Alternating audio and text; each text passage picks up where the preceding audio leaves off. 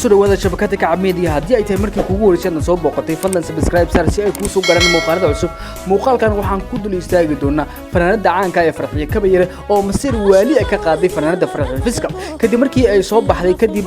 kadib markii ay soo baxday in fanaanada caanka ee Farxiyo Fiska dhawaan ay ku aqal dhigi doonto magaalada London ee dalka Ingiriiska isla markaana ay la aqal galin doonto nin Ethiopian kadib markii xiriir jacayl mudooyinkii dambe ay wada lahaayeen ayaa arintaas waxa ka maseertay fanaanada Farxiyo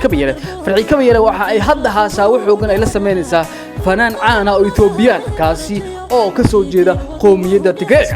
waxaana lagu soo waramayaa in fanaanada Farxiyo Kabayare ay sheegtay isla markaana baraha bulshada ay ku shaacisay in dhawaan ay aqal gali doonto isla markaana ay la aqal gali doonto ninkaasi fanaanka Ethiopianka haddaba fanaanada Farxiyo Kabayare ayaa waxa ay sheegtay in rajadeeda ay ku weyn tahay inay guursato mar uu ninkaasi Ethiopianka haddaba dumarka Soomaaliyeed ee fanaaniinta maxaa jeclaysiin nimanka ajaanibta arimahaasi abwaano iyo sidoo kale fanaaniin Soomaaliyeed ayaa horay maamaayo iyo sidoo kale eriyo kala duwan ugu sameeyay tani ayaa waxa si weyn u la yaabay bulshada qaybaheeda kala duwan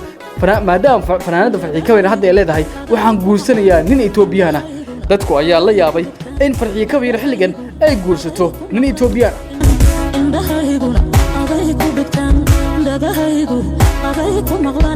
indhahaygu